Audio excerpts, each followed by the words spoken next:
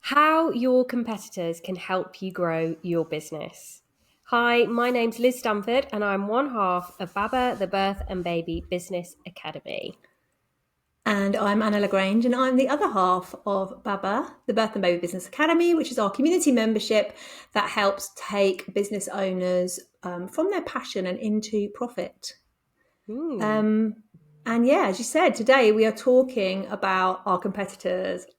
Always a little bit of a uncomfortable subject, let's just say, because we all have Yeah. competitors out there, don't we? And, It can be uncomfortable for sure, definitely. And I think that's something that we kind of want to address with people, that it's okay to have these kind of mixed mm, feelings, if you like, about competitors, especially when you're brand new to business and you're trying to feel your way. And we know as well that there's quite often having competitors can make you feel well, kind of make you judge yourself, I guess, and make you compare yourself and pitch yourself against them.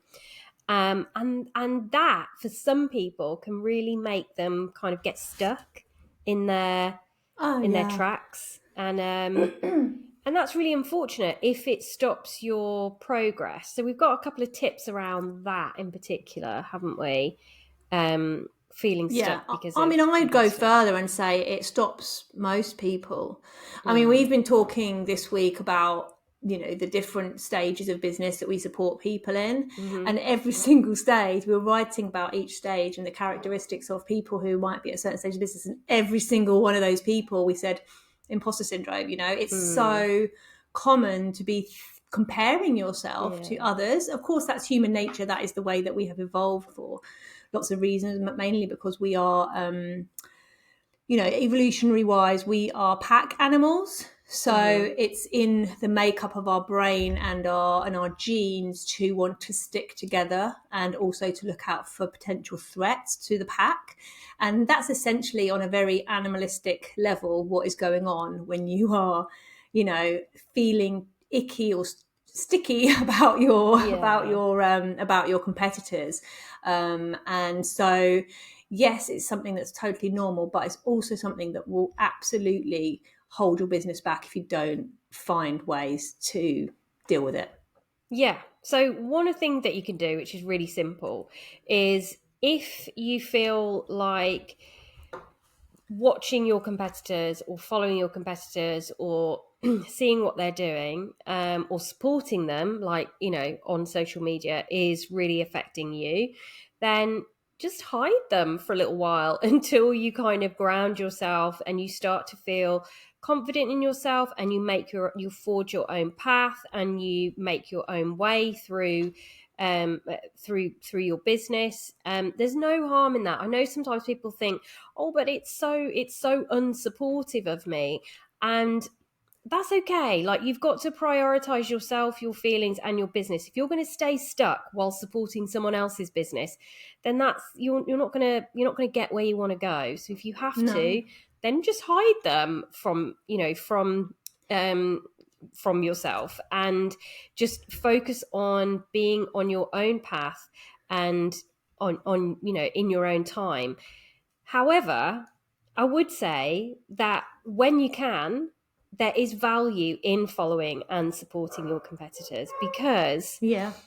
if you're watching what they're doing, you can differentiate yourself and create more space in the market, and really stand out. So if you see that your competitors are all essentially doing the same thing, talking about things in the same way, giving the same thing to their clients, etc., you can look at that and go, right, well, I can add something different, or I can be different. I can bring this element of myself, Mm. which is totally unique, and make that a real part of my marketing and my messaging.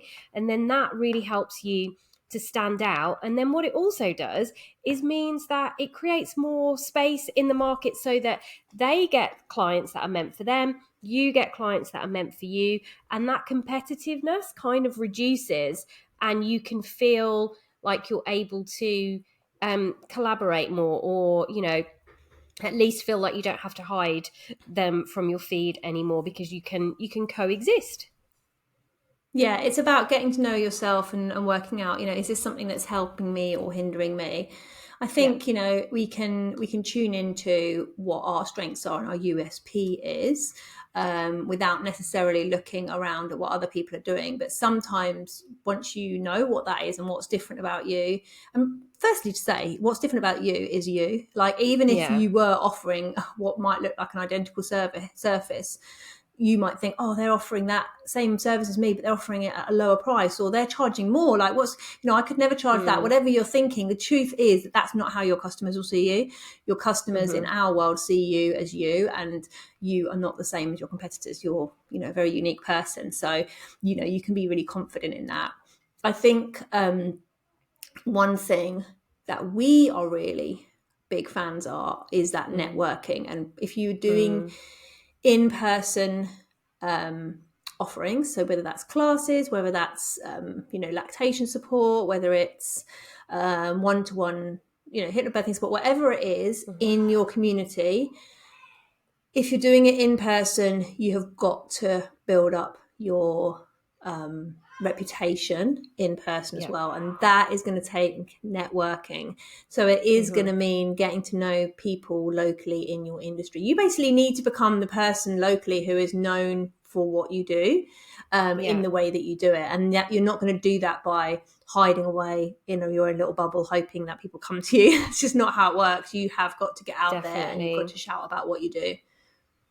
Yeah, you've got to get visible. And if you can Mm. connect with people in your local area and you can kind of, share audiences, if you like, then that is such an amazing way to grow your business. So, even if you feel like, oh, I can't connect with, a direct competitor, i.e., somebody else locally who's delivering something almost identical to what you are, or they're trained in the same thing as you, Mm. look for people who have the same audience as you and delivering something slightly different. So an example of that could be if you're a hypnobirthing instructor and there's a pregnancy yoga teacher in the area, so you're going to have the same clients, they're going to have a similar Yeah. mindset. So connecting with them and sharing audiences would be a really powerful way for growing both of your businesses. So, and again, you've got to get out there, you've got to connect, you've got to Yeah.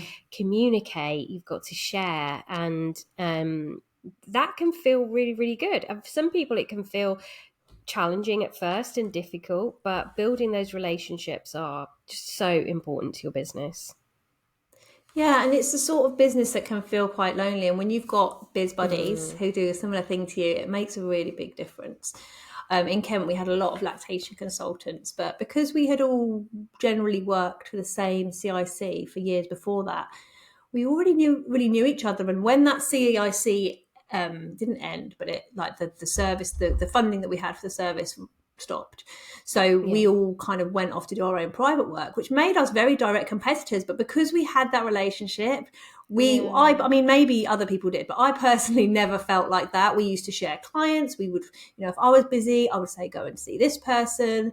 I Hmm. still do that now, even though I'm not in Kent a lot of the time. So that was a really good thing. And it wasn't detrimental to any of us. I know that I'm a Hmm. very different person to all of those people. We all have our own strengths. We all have our things we're not so good at. And even to the point where if someone went to see one of them and they thought, oh, actually, I think Anna's going to deal with this better, they would refer on. And that was such a nice thing. Yeah. So it's really useful to work towards having that collaborative approach because it just feels good. There's Mm, enough. How many? I mean, just even if you want to just go and look at what the birth rate is in your area, there are so many babies being born yeah. all the time. And I even say that here in Cape Town, where the birth rate is, well, especially in my area, my part of Cape Town, the birth rate is really quite low. And where the Hmm. birth rates are higher, is not the sort of people who unfortunately would be able to pay privately for my services. So it is Hmm. a small pool here, and but there's still plenty to go around. There's still there's still, Mm, again, we share and we communicate about and refer babies to each other here. So I think it's really important to kind of try and get out of your own head when it comes to yeah. that. I think what sometimes people find the trickiest thing is the reception they get from another birth professional if they perhaps don't have that collaborative mindset, and that can be quite hard, can't it? Yeah, definitely. I mean, I definitely have several stories that I could share when I first started teaching hypnobirthing in my local area. I wasn't very received very welcomely by a couple of other businesses, but um, I was by a lot of other businesses. So you've just got to find the Yeah, right people for you, and yeah, you've got to really remember as well that, like, although we're saying, do what you can to move forward in your business, and unfollow or just don't think about your competitors, like, that's fine, but never badmouth your competitor. Like, oh no, but get yourself into a position where you can look at them and see the values, the qualities, the goodness, the greatness that they have to offer, but you can also see what you have to offer, yeah, because the two different approaches is, one is very sort of insular and closed, and you're not going to experience great business growth or personal growth or expansion of any kind, and the other is like much more open to whatever possibilities, much more open to growth, much more open to connection and collaboration, as we've said. So try to work through those feelings in whatever way you can. I mean, like journaling, affirmations, yeah. visualization, or any uh, somatic movement, breath work, anything that you've got in your back pocket that can help you to work through these feelings is really, really helpful and vital. And if you don't have something, we have an amazing freebie, actually, don't we, which we'll link to in the We show do. notes, which is called 5 Essential Rituals to Break Through Your Business Blocks. And this is the type of thing, if you have a real kind of negative response to your competitors, this freebie that we've got is the kind of thing that could really help you move through that as well.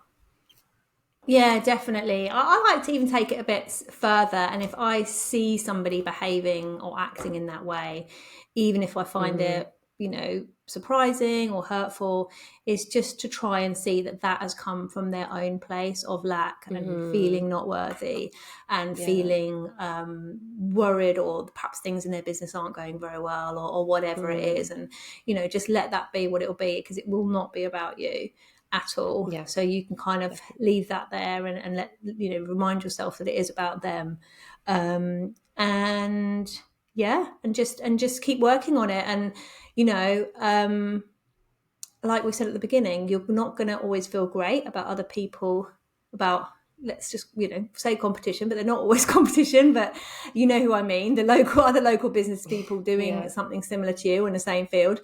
And yeah, work on that yourself, but also work on reaching out and seeing if there are things you can do together. Come together, because Mm. together you're stronger, and there might be some amazing collaborations, events, offers, all sorts of things that you could do together that will really help both of your businesses.